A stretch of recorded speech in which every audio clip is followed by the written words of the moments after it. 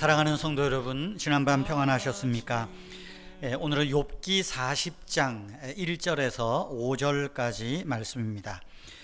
여호와께서 또 욥에게 일러 말씀하시되 트집 잡는 자가 전능자와 다투겠느냐? 하나님을 탓하는 자는 대답할지니라. 욥이 여호와께 대답하여 이르되 보소서, 나는 비천하오니 무엇이라 주께 대답하리이까? 손으로 내 입을 가릴 뿐이니이다. 내가 한 번 말하였사온즉 다시는 더 대답하지 아니하겠나이다. 5절까지 읽었습니다. 하나님은 자신의 창조에 나타난 당신의 지혜를 말씀하셨습니다. 그러면서 욥에게 여러 질문들을 하셨습니다. 하나님은 이제까지 욥의 하소연들을 마치 하나님께 시비를 걸고 비난하는 것처럼 들렸다, 그런 투로 말씀하십니다. 오늘 2절의 말씀이 그거죠. 트집 잡는 자가 전능자와 다투겠느냐?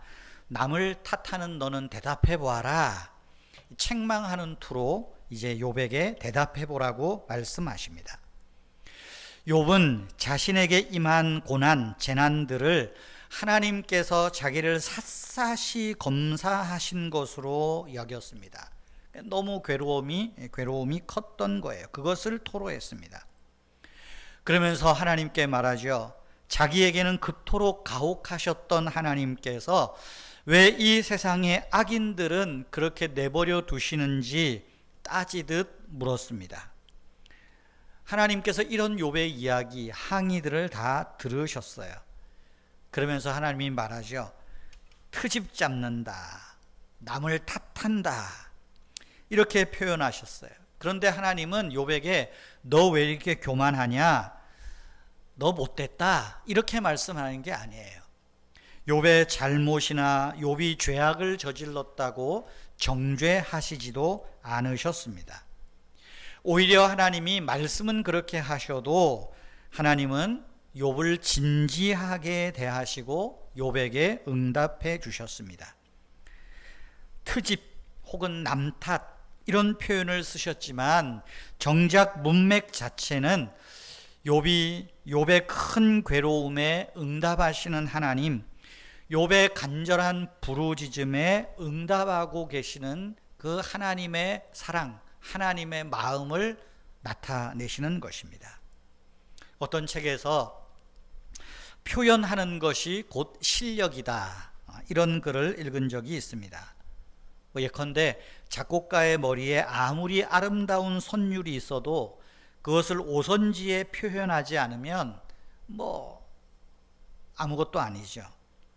운동선수도 마찬가지입니다. 자기가 가진 어떤 기술이나 힘을 운동장에서 몸으로 표현하지 않으면, 몸으로 보여주지 않으면 그것은 그 운동선수가 가진 실력을 가늠할 길이 없지 않습니까?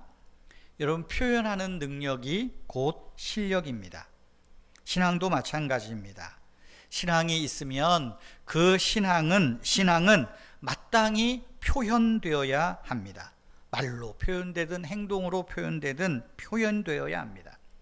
성경 이야기를 듣고 동의하는 것이 그 사람의 신앙 수준이 아닙니다.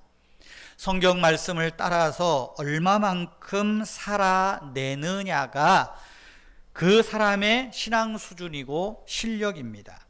표현하는 거죠. 살아내는 것, 표현하는 것 아닙니까?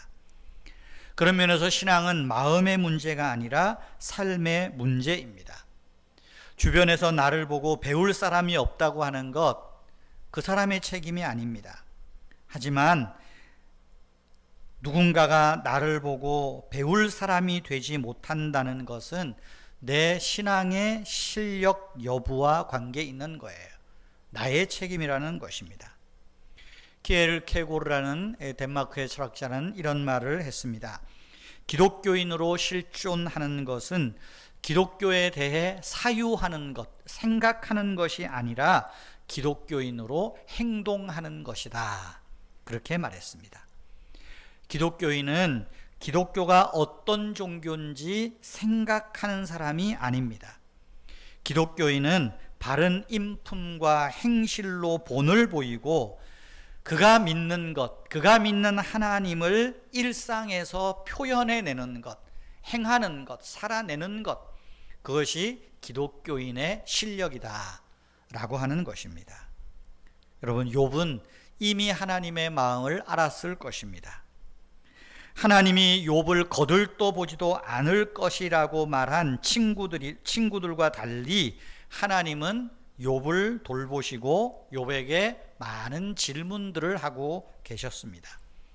40장에서 하나님은 이제 자신의 공의로운 통치에 대해서 욥에게 대답할 것을 요청하십니다. 욥을 정죄하기 위한 것이 아니라 욥이 깨달은 것을 표현해 보라는 거예요. 네가 나를 아는 것, 네가 나를 믿는 것 한번 표현해 봐. 네 마음을 이야기를 해봐 하는 것입니다. 욥은 할 말이 없었습니다. 자신의 말이, 이제까지 했던 자기의 말이 얼마나 하나님께 무례했는지, 가벼웠는지 깨달았습니다. 이런 깨달음은 하나님 앞에서 행복한 깨달음이라고 말할 수 있습니다. 욥이 말하죠. 내가 주님께 무엇이라 대답하겠습니까? 손으로 내 입을 가릴 뿐입니다. 더 대답하지 않겠습니다. 욥의 이 말은 이제 내가 하나님 마음을 알았으니, 하나님이 어떤 분인 줄 알았사오니 이제는 내가 따지고 하나님께 묻지 않고 하나님을 따라 살겠습니다. 하나님을 따라 살겠습니다. 하나님을 내 삶에서 표현하며 살겠습니다. 믿음으로 살겠습니다.